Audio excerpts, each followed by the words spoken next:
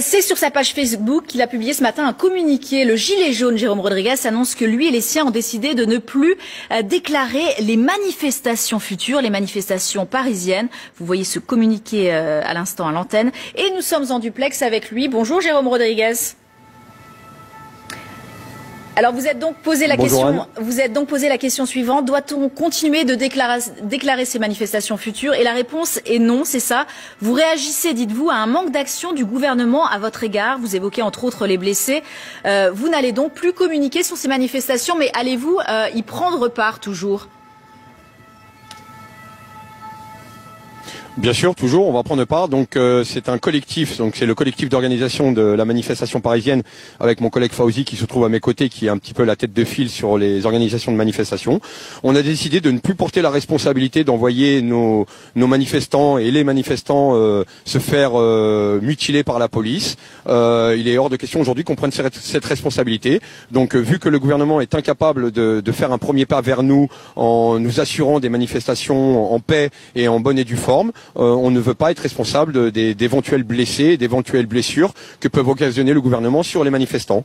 Donc aujourd'hui, on se met en retrait par rapport à ça, parce qu'on n'a pas à être responsable. C'est au gouvernement de prendre ses responsabilités aujourd'hui, ainsi que la préfecture de police, en arrêtant de se servir comme bouclier humain les policiers et qui nous servent uniquement à nous frapper dessus, tout simplement. Alors, vous évoquez bien évidemment, je le disais, les blessés. Est-ce que vous n'avez pas peur que ça rajoute un peu d'huile sur le feu ou vous attendez justement précisément une action du gouvernement? C'est pour ça que ce collectif fait cette action et que vous avez adressé ce communiqué ce matin.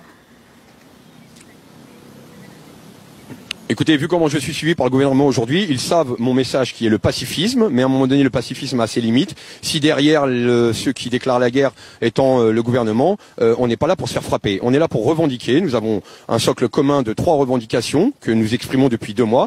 Nous ne sommes pas entendus. En guise de réponse, nous recevons des balles de LBD 40 ou des grenades qui mutilent et qui entraînent de graves blessures, aussi bien physiques que psychologiques. Aujourd'hui, on n'a pas à être responsable de ça. Donc, au gouvernement de prendre les engagements pour faire en sorte que les manifestations se passent bien. Nous avions décidé, il y a quelques actes en arrière, de faire un premier pas et de se respecter la loi au terme de manifestations en les déclarant. Et en fin de compte, on reçoit exactement la même chose. C'est-à-dire, on nous écoute pas et à défaut de nous écouter, on nous moleste, on nous crée des mutilations de guerre. Donc stop, ça suffit au gouvernement aujourd'hui de s'arrêter. On ne demande pas grand-chose. On demande simplement à l'arrivée des manifestations une présence minimum des policiers qui puissent laisser les gens sortir des nasses et éviter de gazer à tout va et de nous molester. Si casseurs il y a, à eux de les prendre en charge, à eux de les assumer et de les sortir de la manifestation. Ils arrivent à enlever des manifestants 20 km autour de Paris simplement parce qu'ils portent un masque en papier. Pourquoi ils n'arrivent-ils pas à arrêter les casseurs? C'est la question que je me pose. Donc on n'est pas là pour assumer ça. Nous on est là pour assumer des bonnes manifestations pour que les gens puissent revendiquer, pour que les retraités, les personnes à mobilité réduite, les familles qui désirent venir manifester puissent le faire tranquillement et non pas recevoir des balles en guise de réponse de la part de M. Macron, tout simplement.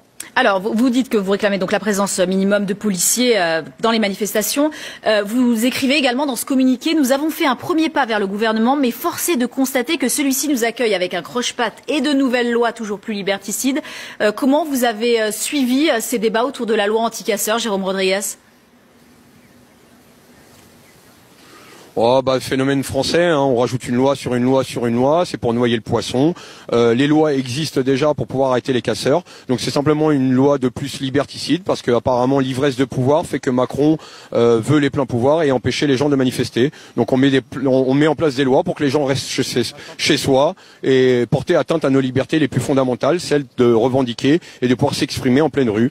Donc on est en train de rentrer, et j'en suis désolé aujourd'hui d'utiliser ce terme, dans une dictature macronienne qui me fait regretter ma France d'hier, celle des principes républicaines qu'on m'a initiés à l'école, celle des cours d'éducation civique que j'ai pu recevoir, liberté, fraternité, égalité. Aujourd'hui, on s'aperçoit que les jaunes ont récupéré la fraternité, il ne reste plus qu'à récupérer la liberté et l'égalité, et on le fera et on ira jusqu'au bout. Je tiens à préciser que par rapport à ce qui se dit dans les médias, je ne quitte pas le mouvement. Macron n'a fait que renforcer 20 fois plus mon envie d'aller jusqu'au bout, et j'ai pas perdu un œil pour rien. Il m'a pas éclaté la tête pour rien, le monsieur. Donc j'irai jusqu'au bout et je profite de votre antenne pour apporter un démenti à tout ce qui a été dit. Je suis dans le mouvement et j'irai jusqu'au bout du mouvement avec moi et l'ensemble des jaunes. Nous gagnerons ce combat parce que c'est quelque chose de de normal de pouvoir vivre dignement de notre salaire et d'être respecté dans ce beau pays qui est la France. Bon. Si monsieur Macron ne nous respecte pas, nous, en tout cas, on respectera les valeurs de la France. Donc vous restez dans le mouvement, vous avez décidé juste de ne plus déclarer les manifestations futures. Comment va votre blessure à l'œil aujourd'hui, Jérôme Rodriguez ?